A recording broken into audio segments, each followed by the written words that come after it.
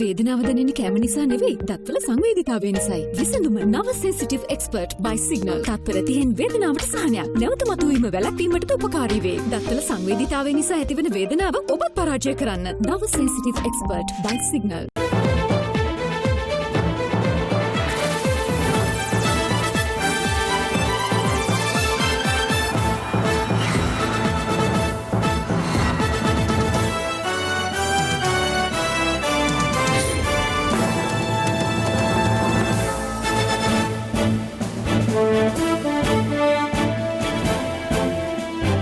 ආයුබෝවන් සියලු සමීක්ෂණ වාර්තා අනුව නැවත නැවතත් තහවුරු කළ ශ්‍රී ලංකාවේ අංක 1 ප්‍රවෘත්ති ප්‍රකාශය. පැත්තකියත් ඇත්ත කියන හිරු රාත්‍රී 9:55 ප්‍රධාන ප්‍රවෘත්ති ප්‍රකාශය සමගින් මම අමිල්නාත් මාසිංහගේ.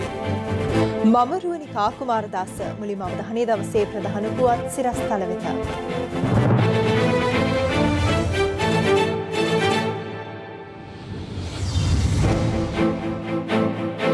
අයවැය දෙවන වර කියවීම 3-2කින් සම්මතයි. ඩයනා ඇතුළු විපක්ෂ මන්ත්‍රීවරුන් කිහිප දෙනෙකුගේ සහයත් ආණ්ඩුවට. අටලුගමින් ආසාදිතයන් 17ක්. ඉදිරි වාර්තා අනුව සංචරණ සීමා පැනවෙන ලකුණු. හුදකලා කළ මෝදර මහල් නිවැසියන් සහන ඉල්ලා උද්ඝෝෂණයක. වැලිගම කෝටි 100ක හෙරොයින් ජාවාරමේ මහමොලකරු ඉතාලියේ සිටින ශ්‍රී ලාංකිකයෙක්. විල්පත්තු තීන්දුවට එරෙහිව ශ්‍රේෂ්ඨාධිකරණයට යන බව මදියුදීන් කියයි. SLT වෙතින් ඔන්ලයින් ලර්නින් සහ ඔන්ලයින් වර්කින් සඳහා ඇදහිය නොහැකි ඩේටා දීමනා GB 30ක් රුපියල් 195යි GB 100ක් රුපියල් 490යි අඩුම මිලට වැඩිම ඩේටා SLT වෙතින්. වෙන වෙනම චලනය වන තල 3ක් විටමින් E හා කුමාරිකා සහිත නිසා ඉතා සමීප හා සුසිනිදු රැවුල බෑමක්. ඔබත් අදම බිග් ෆ්ලෙක්ස් 3 සමග ප්‍රොෆෙෂනල් ෂේව් එකක් අත්විඳින්න. ඔබේ තිසකෙස්වලත් ආරක්ෂාව වෙනුවෙන්ම ලයිෆ් බොයි ඩබල් සැෂේ රුපියල් 10ක් පමණයි. මහා බ්‍රිතාන්‍යයේ විශ්වවිද්‍යාලයන්ට අනුබද්ධ විශ්වවිද්‍යාල ප්‍රතිපාදන කොමිසම මගින් පිළිගත් තොරතුරු තාක්ෂණයේ ඉංජිනේරු විද්‍යාව හා ව්‍යාපාර කළමනාකරණ උපාධි පාඨමාලා සමග ඔබේ අධ්‍යාපන දිවියේ ඉදිරි පියවර තබන්න බඳවා ගැනීම ආරම්භ කර ඇත. 0772665555 ස්ලිට් ඇකඩමි. 2021 අයවැය දෙවන බර කියවීම 3-2ක බහුතර ඡන්දයකින් අද පාර්ලිමේන්තුවේදී සම්මත වුණා. අයවැයට පක්ෂව ඡන්ද 151ක් ලැබුණු අතර විපක්ෂව ලැබුණේ ඡන්ද 52ක් පමණයි.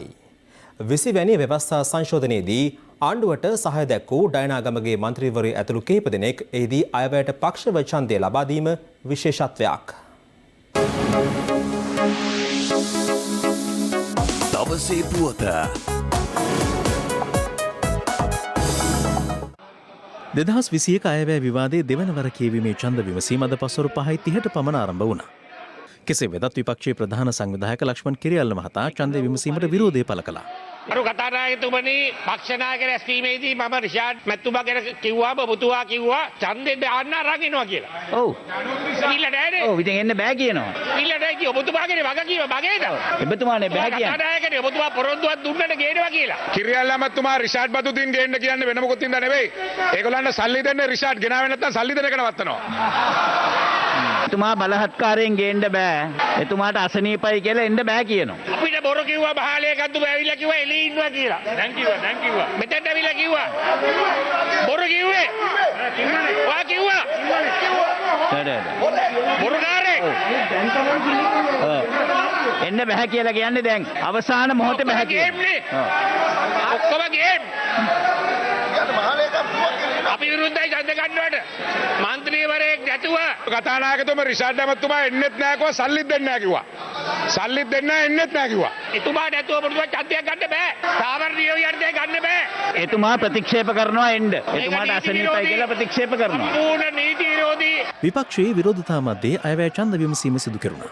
දැන් ඡන්දේ ප්‍රකාශ කරන්න. ඡන්දේ ප්‍රකාශ කරන්න.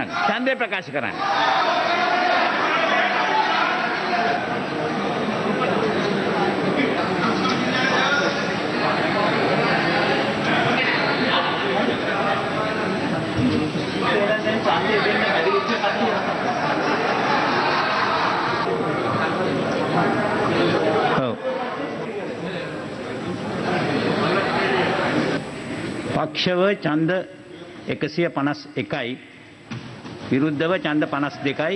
ඒ අනුව අයවැය දෙකනේ සම්මතයි. ඔව්.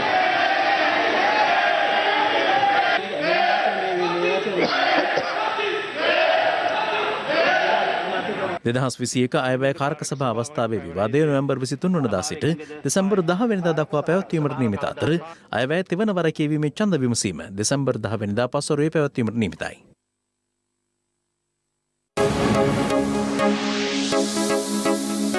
දවසේ පුවත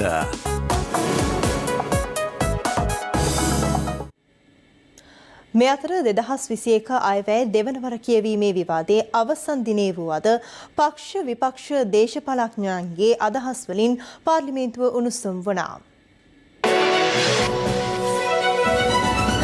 මේ පළමු මාස 8 රාජ්‍ය ආයතනවල පාඩුව බිලියන 80යි. ඉතින් ඔබතුමා හිතන්නේ නැද්ද මේ කොරෝනා වසංගතය නිසා වෙච්ච ලෝක අර්බුදය නිසා වෙච්ච දෙයක් කියලා? මාස 3ක 4ක කොවිඩ් වසංගතයකින් ආර්ථිකයක් කඩා වැටෙනවා නම් එයින් පෙන්눔 කරන්නේ අපිට ආර්ථිකයක් නොතිබුණු බව. හිඟන්නාගේ පාත්‍රයට හෙනවුරා පාත් වුණා වගේ මේ කොවිඩ් වසංගතය මෙම අර්බුදය තීව්‍ර කොට තිබෙනවා. හැබැයි පාත්‍රය හිස්. බහණ්ඩාගාරය අද දුවන්නේ ඕඩි වල බිලියන 500ක බැංකු අයිරාවකින් දුවන්නේ. ඕඩි එකකින් දුවන ආණ්ඩුව. ටයිටැනික් නෞකාව පැය 2යි විනාඩි 40කට අධික කාලයක් ගියා ඒ නැව සම්පූර්ණම ගිලෙන්නේ. ඒ නැව ගිලෙනකන් ටයිටැනික් නෞකාවේ බෑන්ඩ් එක ප්ලේ කරා සෙල්ලම් කරා. දැනුත් ගරු කතානායකතුමනි මේ ආණ්ඩුව යනු ටයිටැනික් නෞකාවේ බෑන්ඩ් එක.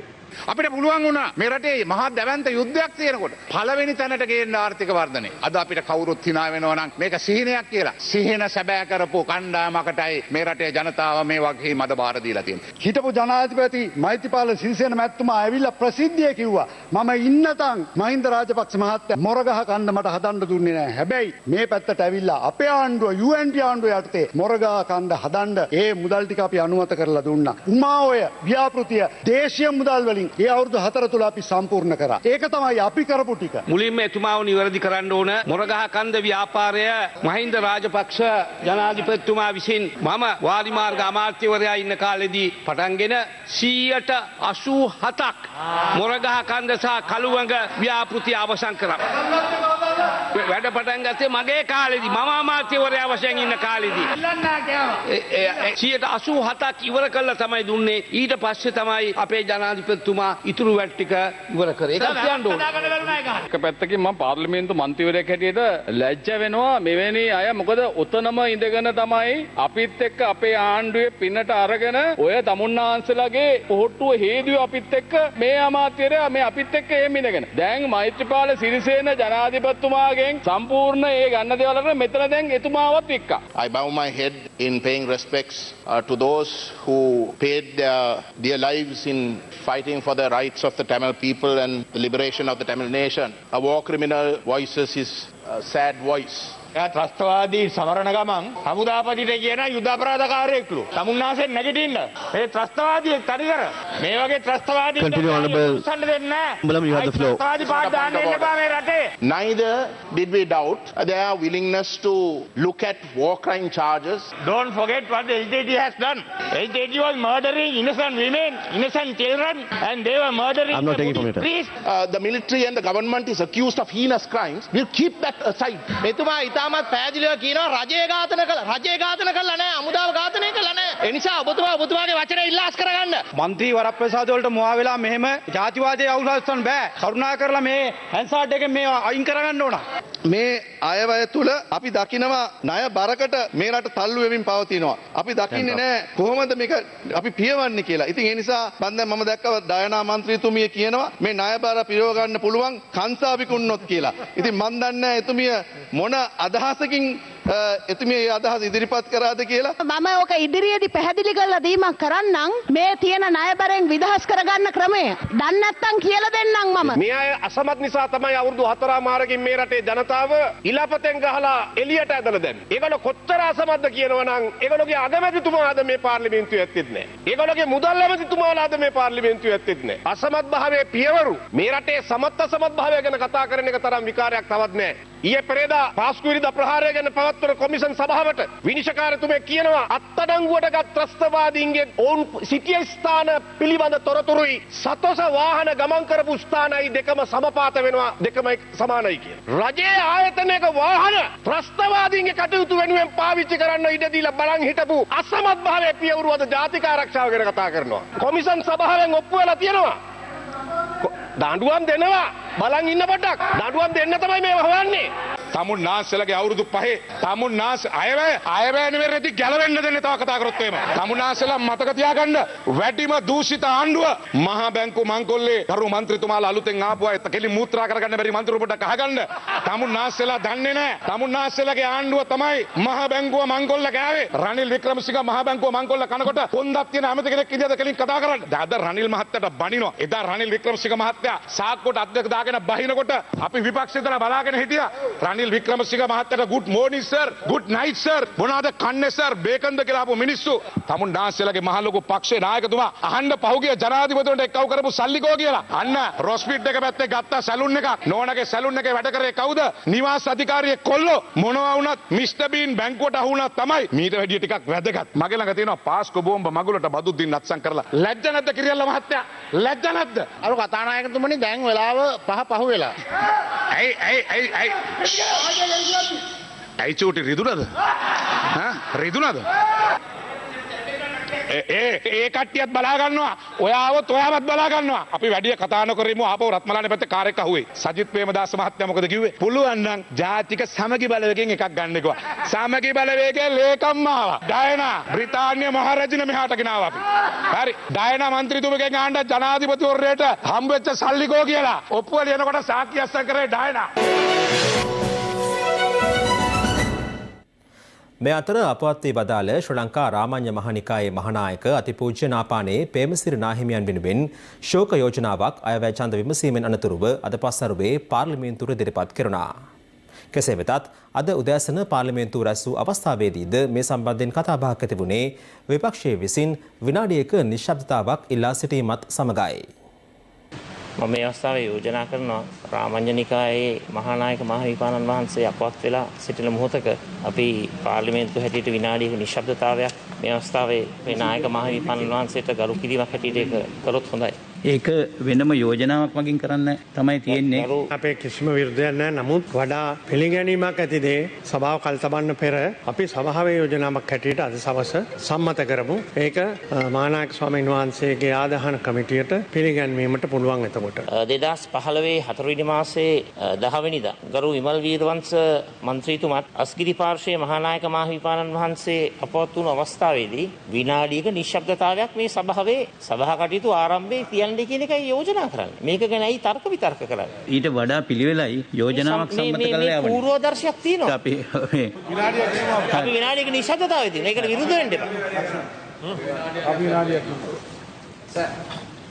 මේක දේශපාලනීකරණය කරන්න එපා ගරු කතානායකතුමනි. ඊට වඩා ගෞරවනීයයි පිළිවෙලයි යෝජනාවක් සම්මත කළා කවුරුත් එක්ක ආණ්ඩු පක්ෂයේ විපක්ෂයේ සියලු දෙනාම එකට ඒ කටයුතු කරනවා. කෙසේ වෙතත් අද පස්වරුවේ අග්‍රාමාත්‍ය මහින්ද රාජපක්ෂ මහතා විසින් අපවත් වී වදාළ ශ්‍රී ලංකා රාමඤ්ඤ මහනිකායේ මහානායක අතිපූජ්‍ය නාපාන පේමසිරි නාහිමියන් වෙනුවෙන් ශෝක යෝජනාවක් පාර්ලිමේන්තුවට ඉදිරිපත් කළා. දැන් ශෝක ප්‍රකාශ යෝජනාව. තානායකතුමනි අපවත් වී වදාළ ශ්‍රී ලංකා රාමඤ්ඤ මහනිකායේ අග්‍රමහා පඬිත අතිගෞරවාර්හ නාපාන පේමසිරි දාන ස්වාමීන්ද්‍රයන් වහන්සේට උතුම් නිවන් සුවපත් වේවා. යයි ප්‍රාර්ථනා කරන අතර සංවේදීපත් වූ මහානිකායේ අනුනායක ස්වාමීන්ද්‍රයන් ප්‍රමුඛ මහා සංඝරත්නයට මෙම ගරු සභාවේ ශෝකය පළ කළ යුතුයයි යෝජනා කරමි. කිරීම රක්ෂනායකතුමා අපවත් වී වදාළ පරම පූජනීය නාපානේ ප්‍රේමශ්‍රී නායක මහවිපාණන් වහන්සේගේ අපවත් වීම පිළිබඳව සියලු දෙනාගේ දැඩි ශෝකය මේ අවස්ථාවේදී පළ කරමින් නායක මහවිපාණන් වහන්සේට නිවන් සුව ප්‍රාර්ථනා කරමි. ශ්‍රී ලංකා රාමඤ්ඤ මහානිකායේ මහානායක අග්ගමහා පඬිත අති ගෞරවාර්හ නාපාන ප්‍රේමසිරි අභිදාන මහා ස්වාමීන්ද්‍රයන් වහන්සේගේ අපවත් වීම පිළිබඳ පාර්ලිමේන්තුවේ දෙපාර්ශ්වයෙන් කරන ලද ශෝක යෝජනා අනුමත කරමින් මමද ඒ සමග සංවේගීකරණ එකතු වීමට කැමැත්තෙමි. කාරණා සියල්ලම අනුමත කරන ගමන්ම අද මේ සභාවේ මේ සම්බන්ධයෙන් ඇති වුණු අවාසනාවන්ත තත්ත්වය ගැනත් මේ වෙලාවේ මම කනගාටු ප්‍රකාශ කරනවා. බණ්ඩාරගම අටලුගම ප්‍රදේශයේ අහඹු ලෙස සිදු කළ PCR පරීක්ෂණවලින් COVID-19 ආසාදිතයන් 17 දෙනෙකු හඳුනාගෙන තිබෙනවා. ඒ සමග එම ප්‍රදේශයට තාවකාලික සංචරණ සීමා පැන වූ බව සෞඛ්‍ය සේවා අධ්‍යක්ෂ ජනරාල්වරයා සඳහන් කළා. මේ අතර ශ්‍රී ලංකා මහ බැංකු අධිපතිවරයා ඇතුළු ජ්‍යෙෂ්ඨ නිලධාරීන් පිරිසක් ස්වයං නිරෝධායනයට ලක් කර ඇත්තේ එහි සේවිකාවකට COVID-19 වැළඳීමත් සමගයි.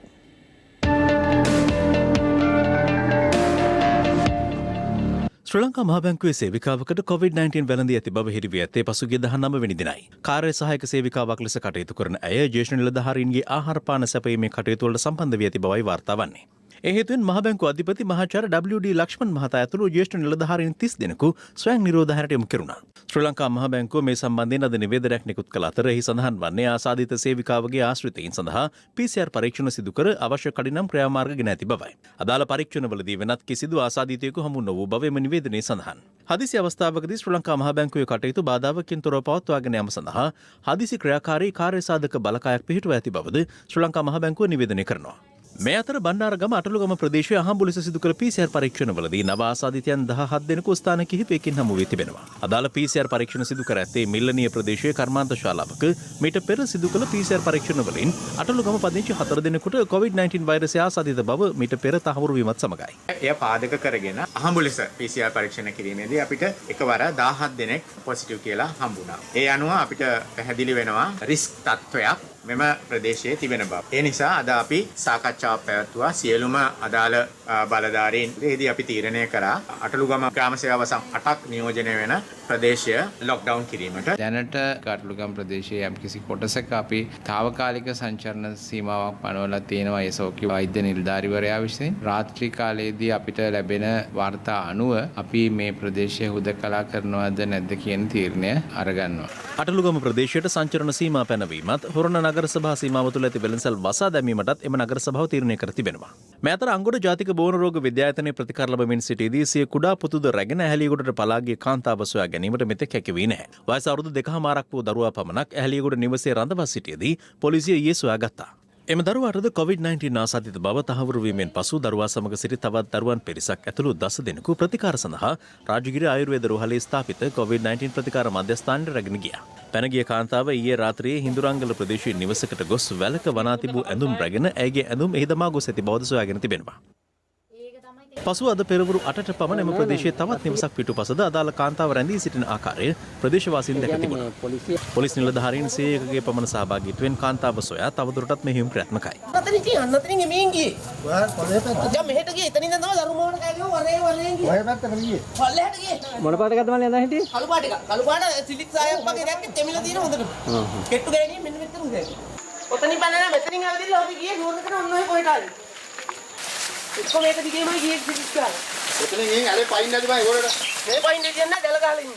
එතකොට තමයි මම ටක් ගාලා මේ පැත්තෙන් ආවේ. සාමාතරෙන් ආවා. වැඩි දුරක් යන්න ඕනේ නෑ. ඒකට අර ආයියා මේ ඔහෙන් ආවා. පාරේ. පොලිස් මාධ්‍ය ප්‍රකාශක කාර්යාලයේ නිවේදනයක් නිකුත් කරමින් ඉල්ලා සිටි අදාළ කාන්තාව දුටු පුද්ගලයෙක් වේ නම් ඒ පිළිබඳව 119 හෝ 0112 433 333 යන අංකයට දැනුම් දෙන ලෙසයි. ඇය මත්කුඩු සම්බන්ධ වරදකට අත්අඩංගුවටගෙන තිබුණ ඇහැලියගොඩ පොලිසිය විසින් එසේ අත්අඩංගුවට ගැනීමෙන් අනතුරුව ඒ තැනැත්තිය කුරුවිට බන්ධනාගාරයේ රඳවා තිබියදී කොවිඩ් ආසාදිතයෙක් බවට හඳුනාගත් නිසා ඇගේ දරුවාත් සමග මේ ආකාරයට IDH රෝහලට රෝහල්ගත කර තිබුණා. ඒ අනුව තමයි ඇය මෙසේ පැනගොස් තිබෙන්නේ. දැන් ඒ ගැන උද්‍යාශය යොදවලා අපි විමර්ශනයක් සිදු කරමින් සිටිනවා. අනිවාර්යෙන් මේ කාන්තාව කොහොමද ඒ ස්ථානෙන් පලා ගියේ? මොන අයද ඒගොල්ලන්ට ගැටුනේ? කවුද සමීප ආසාදිතයෝ? කුමන වාහනයකද ගියේ කියලා මේ සම්බන්ධ දැන් CCTV දත්ත පරීක්ෂා කරලා තොරතුරු එකතු කරගෙන යනවා. මේ අතර බන්ධනාගාරවලින් වාර්තා වන COVID-19 ආසාදිතයන් සංඛ්‍යාව 629ක් දක්වා ඉහළ ගොස් තිබෙනවා. ඒ නව ආසාදිතයන් 74 දෙනෙකු හඳුනා ගැනීමත් සමගයි. කුරුවිට බන්ධනාගාරයේ නව COVID-19 ආසාදිතයන් 15 දෙනෙකු හඳුනාගත් අතර ඉන් 13 දෙනෙකුම කාන්තා රැඳවියන්. නිලධාරිනියන් 2 දෙනෙකුද ආසාදිතයන් අතර වනවා. මීට පෙරද කුරුවිට බන්ධනාගාරයේ COVID-19 ආසාදිත කාන්තා රැඳවියන් 16 දෙනෙකු හඳුනාගත්තා. COVID-19 ආසාදිත පොලිස් නිලධාරීන් සංඛ්‍යාව 829ක් දක්වා ඉහළ ගොස් ඇති අතර ඉන් 200 දෙනෙකු මේ වන විට පූර්ණ සුවය ලබා තිබෙනවා. මේ අතර හොරණ ගුරුගොඩ බොඩිලයින් ඇඟලුම් ආයතනයේ සේවය කරමින් සිටියේදී COVID-19 වැළඳුණු පිරිසකගේ රත්නපුර ආයගම පදිංචි ආශ්‍රිතයන් 6 දෙනෙකුටද වෛරසය වැළඳී ඇති බව තහවුරු වී තිබෙනවා. මේ අතර සිඟිති දියණියන් දෙදෙනා සමග දෝහා කටාරෙහි සිරවී සිටි පවුලක් පිළිබඳව අප පසුගිය 17 වනදා පෙන්වා දුන්නා. එම පුවත පළ දරමින් බලධාරීන් ඔවුන් දිවයිනට ගෙන්වා ගැනීමට කටයුතු යොදා තිබෙනවා. දෝහා කටාර වලින් පිටත් වූ ඔවුන් සිව් දෙනා හෙට අලුයම දිවයිනට පැමිණීමට නියමිතයි. COVID-19 ආසාදනය වීමෙන් සිදු 74 වෙනි මරණය කොළඹ ජාතික රෝහලෙන් වාර්තා වුණා. 70 හැවිරිදි පුද්ගලයෙකු වන ඔහු කොළඹ 2 ප්‍රදේශයේ පදිංචිකරුවෙක්. COVID-19 වෛරසය ආසාදනය සමග උත්සන්න වූ හෘද රෝගී තත්ත්වය එම මරණයට හේතුව වී තිබෙනවා. මේ අතර අද තවත් COVID-19 ආසාදිතයන් 257 දෙනෙකු මෙරටින් හඳුනාගෙන නැති අතර ඔවුන් සියලු දෙනාම මිනුවන්ගොඩ සහ පෑලියගොඩ පොකුරේ ආශ්‍රිතයන්. ඒ අනුව මෙරටින් වාර්තා වන සමස්ත ආසාදිතයන් සංඛ්‍යාව 19537ක් දක්වා ඉහළ ගියා. මිනුවන්ගොඩ සහ පෑලියගොඩ කොවිඩ් පොකුරේ සමස්ත ආසාදිතයන් සංඛ්‍යාව සටහන් වන්නේ 16022ක් ලෙසයි. මේ අතර හුදකලා කර තිබෙන මෝදර ප්‍රදේශීය ජනතාව මෝදර අලුත්මාවත ඉබ්බාවත්ත හන්දියට පිවිස විරෝධතාවක නියැලුණා. ඒ තමන්ට ආහාර පාන සපයා ගැනීමේ ගැටලු රසක් පවතින බව චෝදනා කරයි.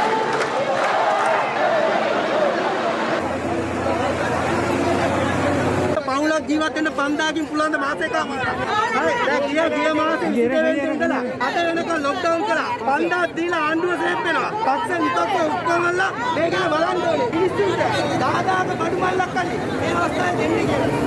පොලිසිය මැදිහත්ව අද පස්වරු වර විට විසඳුම් ලබා දෙන බව පොරොන්දු වීමෙන් පසු ජනතාව විසිර ගියා. අද පාර්ලිමේන්තුවේදී මේ සම්බන්ධයෙන් අදහස් පළ වුණා. උතුර කොළඹේ මැද කොළඹේ මිනිස්සු මාපාරේ. මිනිස්සු කණ්ඩ නැහැ බොණ්ඩ නැහැ කියලා මිනිස්සු උද්ඝෝෂණ කරගෙන සිටිනවා. ඔය පවුල් වලට රුපියල් 5000 ගානේ දීලා තියෙනවා. දීලා ඒක සතියෙන් වියදම් කරගෙන තමයි දැන් මොකුත් නැහැ කියලා ඉන්නේ. ඒ නිසා තමුන්වහන්සේ මේ මෙතන නැති ප්‍රශ්න හදන්න යන්න එපා. වාඩි වෙනවා මනෝ ගණේෂන්. මීට දින දෙකකට පෙර අපි සියලු දෙනා මේ පිළිබඳව සාකච්ඡා කරා. අපි ඒ අවස්ථාවේ තීන්දුව කරා 10000 සහන මල්ල අපි ලබා දෙන්නේ ලොක්ඩවුන් කරපු ෆ්ලැට්ස් ඊට අමතරව රුපියල් 5000 දීමනාව මේ වෙනකොට අපි විශාල ප්‍රමාණයකට ලබා දීලා තියෙනවා. මේ කොවිඩ් වසංගතයත් එක්ක ලොකු දිගු පෝලිම් ගහක් දෙන්න පුළුවන් කමක් නැහැ. ඒකින්ද ගරු මන්ත්‍රීතුමා මේ වෙනකොට ඒ කටයුත්ත කරගෙන යනවා කාර්යක්ෂමව.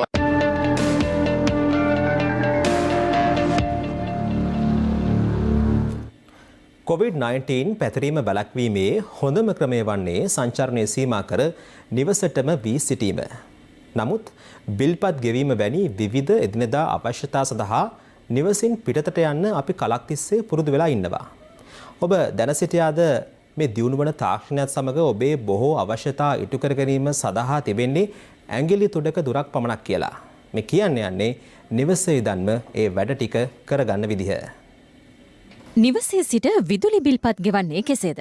වාණිජ්‍ය බැංකු ක්‍රියාත්මක කරනු ලබන ඔන්ලයින් බැංකින් වගේ පහසුකම් උපයෝග කර ගැනීමට හැකියාව තිබෙනවා විදුලි බිල්පත් ගෙවීමට. ඒ වගේම ලංකා විදුලි බල මණ්ඩලයේ වෙබ් අඩවිය ඔස්සේ විදුලි පරිභෝගකයන්ට තමන්ගේ විදුලි පරිභෝජනයට අදාළ ගාස්තු ගෙවීමේ හැකියාව තිබෙනවා. ඊට අමතරව ලංකා විදුලි බල මණ්ඩලය ඒ වගේම ලංකා විදුලි පුද්ගලික සමාගම් හඳුන්වා දීලා තිබෙනවා දුරකථන යෙදුම් භාවිතා කිරීමේ හැකියාවක් තිබෙනවා. නිවසේ සිට ජල බිල්පත් ගෙවන්නේ කෙසේද? ඔබගේ නිවසට මනුසටහන්කරු පැමිණෙනවා. ඔහුට මනුකීම් ලබාගෙන බිල්පත තියන්න සුදුසු තැනක් සකස් කරලා තියන්න. ඒ වගේම ඔබට පුළුවන් නම් ගේට්ටුවක හෝ වෙනත් ස්ථානයක මනුසටහන් දිනය සහ මනුසටහන් කීම සටහන් කරලා තබන්න. එය ඔබටත් අපට දෙපාර්ශ්වයටම පහසුවක්. යම් කිසි හේතුවක් නිසාවෙන් ආවේ නැත්නම් ඔබගේ නිවසට මනුසටහන් ලබා ගැනීම සඳහා ඔබට පුළුවන් ඊ සංකේතය යොදලා 071 93 95ට SMS පණිවිඩයක් යොමු කරන්න. එවිට අපගේ පාරිභෝගික සේවාංශයේ කවුරුන් හෝ ඔබ සම්බන්ධ කරගන්නවා. ඒ වගේම 1939 අපගේ කෝල් සෙන්ටර් අංකය ඔබ නිතරම විවෘතයි. ඒ වගේම අපගේ waterboard.lk කියන වෙබ් අඩවියට පිවිසිලා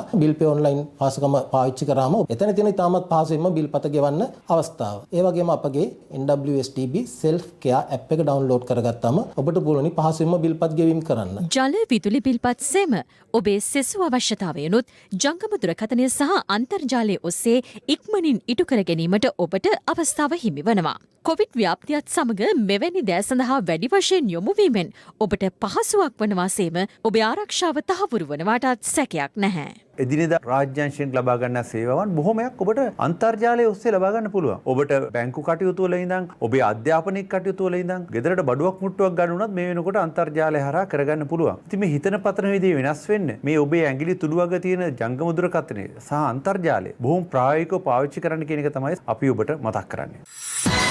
අකුණු ලකේ නම හොබවන රට පුරාම රසගෙන යන අවුලේ සෑම රස කර කන මාතර ෆ්‍රීල නූඩල්ස් ටේස්ට් එකේ ට්‍රස්ට් එක.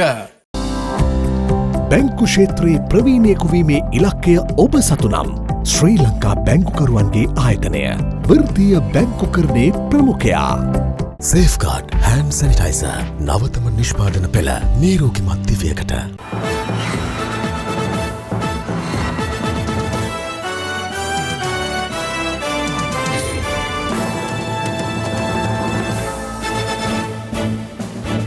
විල්පත්තු වන සංහාරය සම්බන්ධයෙන් අභ්‍යාචනාධිකරණයේ දුන් තීන්දුවට එරෙහිව තමන් ශ්‍රේෂ්ඨාධිකරණයේ පෙත්සමක් ගොනු කරන බව රක්ෂිත බන්ධනාගාර ගත කර සිටින රිෂාඩ් බදියුදීන් මන්ත්‍රීවරයා පවසනවා. ඒ පාස්කු ප්‍රහාරය පිළිබඳ විමර්ශනය කරන ජනාධිපති කොමිසම හමුවේ ස්කයිප් තාක්ෂණය ඔස්සේ සාක්ෂි ලබා දෙමින් වෙල්පත්තු නඩුව සම්බන්ධයෙන් අභියාචනාධිකරණ තීන්දුව ප්‍රකාශයට පත් කළ වෙනසුරු මඩුල්ල පාස්කු ප්‍රහාරය සම්බන්ධයෙන් විමර්ශනය කරන ජනාධිපති කොමිසමද නියෝජනය කරන අතර රිෂාඩ් බදියුදීන් මන්ත්‍රීවරයා මෙම අදහස පළ කළේ ඔවුන් ඉදිරියේ වීම විශේෂත්වයක්. ඔබ අවතැන් වූවන් නැවත පදිංචි කිරීම ඇමති ලෙස කාලයක් කටයුතු කළා. ඔබ අවතැන් වූ සිංහල ජනතාව කොපමණ නැවත පදිංචි කළාද? දැගනහිර පළාතේ දෙමළ ජනතාව ලක්ෂ 2කට වැඩිය නැවත පදිංචි කළා. සිංහල බේකරි හිමියන් ඇතුළු ව්‍යාපාරිකයන් නැවත පදිංචි කිරීමට කටයුතු කළා. උතුරු පළාතේ 2% සිංහල අය හිටියේ. මුස්ලිම් 5%යි. සිංහල බහුතරයක් LTTE කාලේ ඒ ප්‍රදේශවලින් ගියා. මුස්ලිම් ජනතාව ලක්ෂයකට ආසන්න පිරිසක් කෙලවලා දැම්මා. ඒ අය 2009 යුද්ධය අවසානයේදී නැවත පදිංචි කළා. එය සිදු කළේ බැසිල් රාජපක්ෂ මහතාගේ අධීක්ෂණය යටතේ. ලක්ෂයක් මුස්ලිම් ජනතාව නැවත පදිංචි කරනකොට මම අවතැන් වූවන් නැවත පදිංචි කිරීමේ ඇමති නෙවෙයි. වන්නි දිස්ත්‍රික්කයේ දිස්ත්‍රික් කමිටු සභාපති ලෙස මම ඒකට උපරිම සහාය දුන්නා. කලාබෝගස්සැව නාමල්ගම යන ගම්මානවල තිබුණු අවුරුදු 75ක් 100ක් වගේ පැරණි ලොකු ගස් කපලා අක්කර එක බැගින් දීලා මොන්රාගල හම්බන්තොට ප්‍රදේශවල සිංහල ජනතාව 5000ක් විතර පදිංචි කළා. ඒකට විරුද්ධව කිසි කෙනෙක් පෙත්සම් ගැහුවේ නැහැ. කල්ලාරුවලත් විජය ගම්මානයේ කියලා සිංහල ගම්මානයක ජනතාවටත් ගෙවල් හදලා දීලා තියෙනවා. LTTE එළවපු ඩග්ලස් දේවානන්ද මහත්තයාට පක්ෂ දෙමළ අයත් පදිංචි කරලා තියෙනවා. කල්ලාරුවල ගස් කපලත් නැහැ. නැවත පදිංචි කළත් නැහැ. ඒ සිද්ධියට අපි නැවත ශ්‍රේෂ්ඨාධිකරණයට යනවා. මේ අතර පාස්කු ප්‍රහාරය සම්බන්ධයෙන් විමර්ශනය කරන ජනාධිපති කොමිසම හමුවේ ඊයේ සාක්ෂි ලබා දීමට කැඳවා තිබුණේ අපරාධ පරීක්ෂණ දෙපාර්තමේන්තුවේ හිටපු ජ්‍යෙෂ්ඨ නියෝජ්‍ය පොලිස්පති රවි සෙනවිරත්න මහතායි. සහරාන් හෂීම් සම්බන්ධයෙන් අපරාධ පරීක්ෂණ දෙපාර්තමේන්තුවට තොරතුරු වාර්තා වුණාද මේ පරීක්ෂණවලදී? වරාතවිල්ලේදී 4 දෙනෙක් CID බාරයට ගත්තා. ඉන් 2 දෙනෙකු සම්බන්ධයෙන් දීර්ඝ ප්‍රශ්න කිරීම කළා. එතනදී තමයි සහරාන් හෂීම් සම්බන්ධයෙන් අපරාධ පරීක්ෂණ දෙපාර්තමේන්තුවට ප්‍රථම වරට කරුණු අනාවරණය වුණේ. ඉන්පසු වනාතවිල්ලුවෙන් සොයාගත් දෑ පිළිබඳ පොලිස්පතිට වාර්තාවක් යොමු කළා 2019 පළවෙනි මාසේ 5 වෙනිදා. පොලිස්පතිව හමු වෙලා සාකච්ඡාත් කළා. එතනදී ඔහුට දැනුම් දුන්නා මේක අවිආයුධ ක්‍රස් කරන ස්ථානයක් සහ පුහුණු කඳවුරක් ලෙස පවත්වාගෙන ගිහින් තියෙනවා කියලා. රසායනික ද්‍රව්‍ය උපයෝගී කරගෙන ඔවුන් පුපුරන ද්‍රව්‍ය නිෂ්පාදනය කර ඇති බවත් මේ නිසා ත්‍රස්තවාදී ප්‍රහාරයක් ඉදිරියේදී සිදුවෙන්න පුළුවන් බව පොලිස්පතිවරයාට දැනුම් දුන්නා. එතනදී පොලිස්පති කිව්වා එතුමා මේ වෙනකොට ජාතික ආරක්ෂක කවුන්සිලයට කැඳවන්නේ නැහැ කියලා. එම නිසා මට වැටහුණා මේ තොරතුරු ආරක්ෂක කවුන්සිලයට දන්වන්න වෙන්නේ නැහැ කියලා. ප්‍රහාරයක් සිදුවෙන බවට වූ රාජ්‍ය බුද්ධි අධ්‍යක්ෂකගේ ලිපිය ජාතික බුද්ධි ප්‍රධානියා විසින් පොලිස්පතිට යොමු කර තිබුණා. එය ඔබට ලැබුණාද පොලිස්පතිගෙන්? මට ලැබුණේ නැහැ ස්වාමීනි. නමුත් 2019 4.9 දිනති පොලිස්පති රෙවා තිබූ ලිපියේ පිටපතක් 2019 4.16 මට ලැබුණා. මම රාජකාරීමේ කටයුතු විදේශගත වෙලා දිවෙනට පැමිණි පසු තමයි ස්වාමිනී මට මේ පිටපත 16 වෙනිදා ලැබුණේ. ඒ පොලිස්පති මට යොමු කළේ නැහැ. අපිට තිබුණේ සහරාන් ඇතුළු ඒ පිටපතේ නම් සඳහන් පිරිස අත්අඩංගුවට ගැනීම. මම ඒ අනුව මේ අපරාධ පරීක්ෂණ දෙපාර්තමේන්තුවේ සහකාර පොලිස් අධිකාරී වික්‍රමසේකරට හා අධ්‍යක්ෂට යොමු කළා. නමුත් අධ්‍යක්ෂ ශාන්‍යා බේසේකර මේ ප්‍රහාරය එල්ලවන බවට වූ ලිපිය දැක තිබුණේ පාස්කු ප්‍රහාරයට පසු අප්‍රේල් 23 වෙනිදා ස්වාමිනී. අප්‍රේල් 21 උදෑසන රාජ්‍ය බුද්ධි අධ්‍යක්ෂකගෙන් SMS පණිවිඩයක් ලැබුණාද අද උදෑසන ප්‍රහාරය එල්ලවෙනවා කියලා? ඔව් ස්වාමිනී. නමුත් මම මේ පණිවිඩය දැක්කේ බොම්බ පිපුරනට පස්සේ. ප්‍රහාරයට පස්සේ හරින් ප්‍රනාන්දු මන්ත්‍රීවරයා මාධ්‍යට සඳහන් කළා ඔහුගේ පියා ප්‍රහාරයට කලින් දවසේ කිව්වා කියලා හෙට පල්ලියන්න එපා කියලා. මේ කොමිසමට ඉදිරිපත් වූ සාක්ෂි අනුව CID එකෙන් මාවනැල්ල සහ වනාතවිල්ලුවේ පරීක්ෂණ මෙහෙවපු පොලිස් සැරයන් නන්දලාල් නිලධාරියා අප්‍රේල් 20 රාත්‍රියේ හරින් ප්‍රනාන්දු මහතාගේ පියාට දුරකථන ඇමතුමක් අරගෙන තිබෙනවා. සාක්ෂි අනුව විය හැකි කරුණක් වන්නේ නන්දලාල් විසින් එලෙස හරින් ප්‍රනාන්දු මහතාගේ පියාට පණිවිඩය දුන්නා කියන එකයි. එහෙම වුණා නම් සෙනවිරත්න මහත්තයා කොහොමද CID එකේ විමර්ශන නිලධාරීන් 20 රෑ දැනගන්නේ 21 ප්‍රහාරයක් සිදු වෙනවා කියලා? නන්දලාල් නිලධාරියාට තොරතුරු ලැබුණේ කොහොමද කියලා මට දැනුමක් නැහැ. නමුත් ප්‍රහාරය හෙට සිදු වෙනවා කියලා නිලන්ත ජයවර්ධන මහත්මයා 20 රෑත් මාව දැනුවත් කළා. මම මේ තොරතුරත් සහකාර පොලිස් අධිකාරී වික්‍රමසේකරට හා අධ්‍යක්ෂ ශාන්‍යා බේසේකරට එවෙලෙම යොමු කරලායි තිබුණේ. අනතුරුව සාක්ෂිකාර රවි සෙනවිරත්න මහතා විසින් සහරන් හෂීම් ඇතුළු බෝම්බකරුවන් ප්‍රහාරය සැලසුම් කර ඇති ආකාරය සම්බන්ධයෙන් අපරාධ පරීක්ෂණ දෙපාර්තමේන්තුව විමර්ශන මගින් අනාවරණ කරගෙන ඇති කරුණු රැසක් ජනාධිපති කොමිසමට අනාවරණ කළා. විමර්ශනවලදී සොයාගත් ස්වාමිනී 2014 ඉඳන් සහරාන්ලා කටයුතු කර තිබුණත් ප්‍රහාරයක් සඳහා වුන් සූදානම් වෙලා තිබෙන්නේ 2017 වසරේ සිට. කණ්ඩායම් හදාගන්න බැරි වුණාම තමයි ෂාහිට් කියලා තියෙන්නේ බුදු පිළිමයකට හරි ගලක් ගහන්න කියලා. ඊට පස්සේ දේශනවලදී සහරාන් අහලා තියෙනවා සටන්කරුවෝ වෙන්නද කැමති ප්‍රහාරකයෝ වෙන්නද කැමති කියලා. සහරාන් නැති තැන කණ්ඩායම කතා වෙනවා මෙරට තුල නැතුව වෙන රටකට ගිහින් පුපුරවා ගැනීම කරන්න. නමුත් සහරාන් යලි පැමිණ ඔවුන්ව අභිප්‍රේරණය කරනවා මෙරට තුලම ප්‍රහාර එල්ල කරගන්න. ඒ අනුව ස්වාමිනී 2020 අවුරුද්දේ තමයි ඔවුන් මෙම ප්‍රහාරය සිදු කරන්න සැලසුම් කරලා තිබුණේ. නමුත් 2019 අප්‍රේල් මුල් සතිය වෙනකොට සහරාන් තීරණය හදිසියෙම වෙනස් කරනවා. අපි දැන් ප්‍රහාරයක් කරන්න ඕන කියලා. ඒකට කණ්ඩායමේ අනිත් අය එකඟ වෙලා තිබුණේ නැහැ. නමුත් අප්‍රේල් 9 වෙනකොට ඒ අය කැමති වෙලා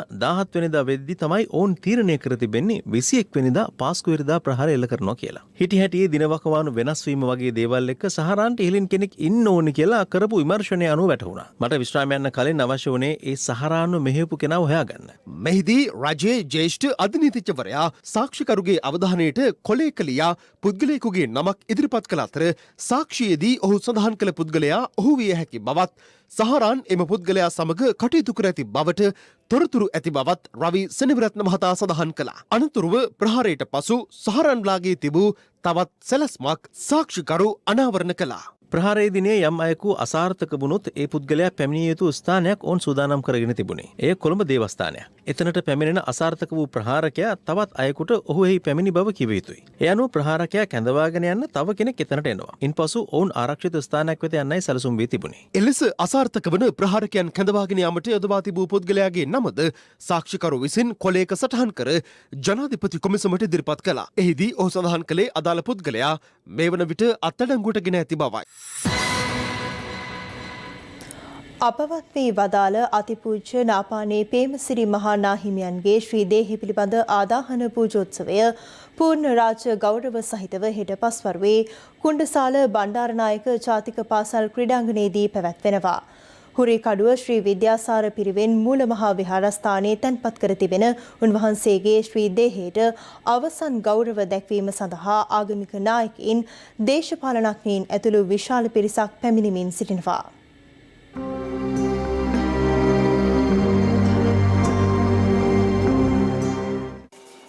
කොළඹ අගරදුගුරු අතියුතු මැල්කම් කාදිනල් රංජිත හිමිපාණන් අතිපූජ්‍ය නාපාන පේමසිරි මහා නාහිමියන්ගේ ශ්‍රී දේහයට අවසන් ගෞරව දැක්වීමෙන් අනතුරුව ශෝකය ප්‍රකාශ කළා. මම මහත්සේ කම්පාවටත් ශෝකයටත් පත් වුණා. මේ අපේ මහානායක හාමුදුරුවෝ අවුරුදු 98ක් ආයු වැළඳුවත් උන්වහන්සේගේ ඒ අපවත් වීම රටටම ලොකු පාඩුවක්. මොකද උන්වහන්සේ ඊ타ත්ම නිහතමානී නිර්හංකාර බෞද්ධ දර්ශනයේ තියෙන උතුම්ම ගතිගුණ පෙන්눔 කරපු භික්ෂුන් වහන්සේ නමක්. මම ටික කාලයක් ආශ්‍රය කරා. මට ලොකු ලෙන්ගතුකමක් ආදරයක් උන්වහන්සේ කෙරෙහි ඇති වුණා. ඒ නිසා ඒක අපිට ලොකු පාඩුවක් හැටියටයි මම දකින්නේ. ඒ නිසා අපි ප්‍රකාශ කරන්නටම ඕනේ උන්වහන්සේට නිවන් සුව ලැබෙන්න කියලා. මේ අතර හිටපු ජනාධිපති මෛත්‍රීපාල සිරිසේන, කතානායක මහින්ද අබේවර්ධන, එක්සත් ජාතික පක්ෂ නායක රනිල් වික්‍රමසිංහ යන මහතුරුන් ඇතුළු දේශපාලනඥයින් රැසක් අතිපූජ්‍ය නාපාන පේමසිරි නාහිමියන්ගේ ශ්‍රී දේහයට අවසන් ගෞරව දැක්වීමට පැමිණියා.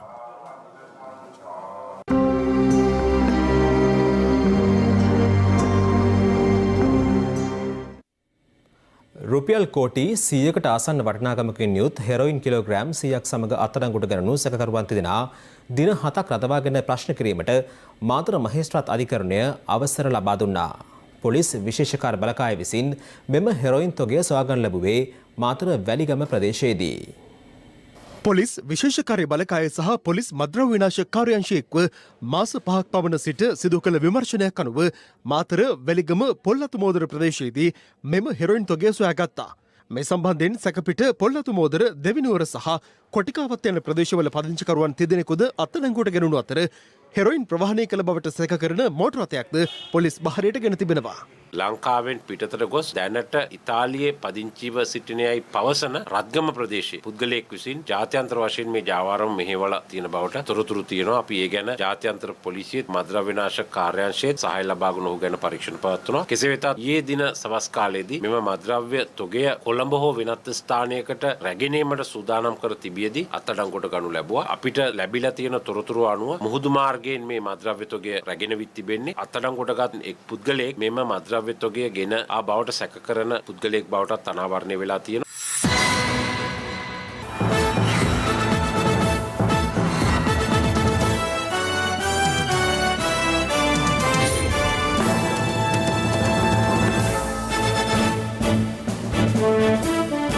තවත් COVID-19 ආසාදිතයන් 230 දෙනෙකු හඳුනාගෙන ඇති අතර ඒ අනුව අද දිනේ තුල හඳුනාගත් මුළු ආසාදිතයන් සංඛ්‍යාව 487ක්. දැන් තවත් දේශීය පුවත් කිහිපයක් සමගින් රටවටා හිරු.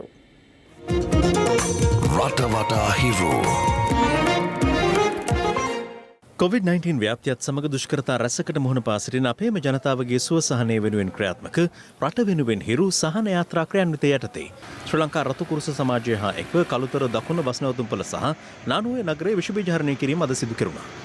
පානදුර සුවාරපොළ බෝධිය අසලදී අශෝභන ලෙස හැසිරෙමින් කුඩා දැරියක් මානසික අපයෝජනය කිරීමට තත් කළ පුද්ගලයා අත්අඩංගුවටගෙන අධිකරණ ඉදිරිපත් කිරීමෙන් අනතුරුව රුපියල් ලක්ෂ 2ක ශරීර පත මුදා හැරියා. යාපනයේ මණ්ඩතිව්හි වගාලින්දකට වැටී සිටි 7 හැවිරිදි සහ 5 හැවිරිදි පිරිමි ළමුන් දෙදෙනෙකු අද පස්වරුවේ ජීවිතක්ෂයට පත්ව තිබෙනවා. තිමිරිගස්සෑ ප්‍රදේශයේදී වේගය පාලනය කරගත නොහැකි වූ යතුරු පැදියක් අනතුරට ලක්වන ආකාරය පිටුපසින් පැමිණි මොටර රථයක ඉදිරිපස කැමරාවේ මෙලෙස සටහන්ව තිබුණා. මේ අතර වේගය පාලනය කරගත නොහැකි වූ ත්‍රිරෝද රථයක් මාර්ගය ආසන්නයේ සිටි පිරිසක් අතරට කඩා වදින ආකාරයද CCTV කැමරාවක මෙලෙස සටහන්ව තිබුණා. නවතා තිබූ මෝටර රථයක් පසුපසට ධාවනය වී සිදු අනතුරක් සුපිරි වෙළඳසලක් තුළ සවිකර තිබූ ආරක්ෂක කැමරාවක සටහන්ව තිබූ අයුරු සමාජ මාධ්‍ය ඔස්සේ සංසරණය වුණේ මෙලෙසින්. නෙගවැරටිය බොරළුවැව ප්‍රදේශයට දැල්ණු අධික වර්ෂාවත් සමග ප්‍රධාන මාර්ගයේ ජලයෙන් යටවීම හේතුවෙන් අවසන් කටයුතු සඳහා මියගිය පුද්ගලයෙකුගේ දේහයක් රැගෙන යාමට සිදු වූයේ මෙලෙසයි. ප්‍රදේශවාසීන් චෝදනා කරන්නේ නියමිත පරිදි පාලමක් ඉදි නොකිරීම හේතුවෙන් දීර්ඝ කාලයක් තිස්සේ Taman මෙම ගැටලුවට මුහුණ දී සිටින බවයි. රටවටා හිරු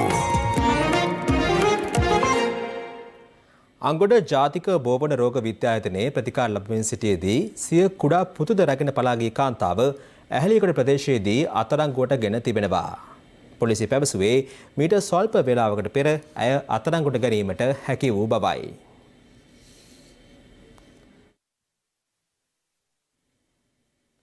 ඔබ මේ දකින්නේ අදාළ කාන්තාව අත්අඩංගුවට ගැනීම සිදුවන අවස්ථාවේ දර්ශන. මෙම කාන්තාව කොළඹ ජාතික බෝවන රෝග විද්‍යායතනයේ ප්‍රතිකාර ලබමින් සිටියේදී සිය කුඩා පුතුද රැගෙන දෙහවැරදි පුතුද රැගෙන තමයි පලා ගොස් තිබුණේ. ඉන්පසුව ඇය සොයා පොලිස් මෙහෙයුම් ක්‍රියාත්මක කෙරුණා. දින දෙකකට ආසන්න කාලයක් කෙසේ වෙතත් ඇය සොයා ගැනීමට හැකි වූයේ නැහැ. ඒ අනුව මීට ස්වල්ප මොහොතකට පෙර ඇහැලියගොඩ ප්‍රදේශයේදී ඇයව සොයාගෙන තිබෙනවා.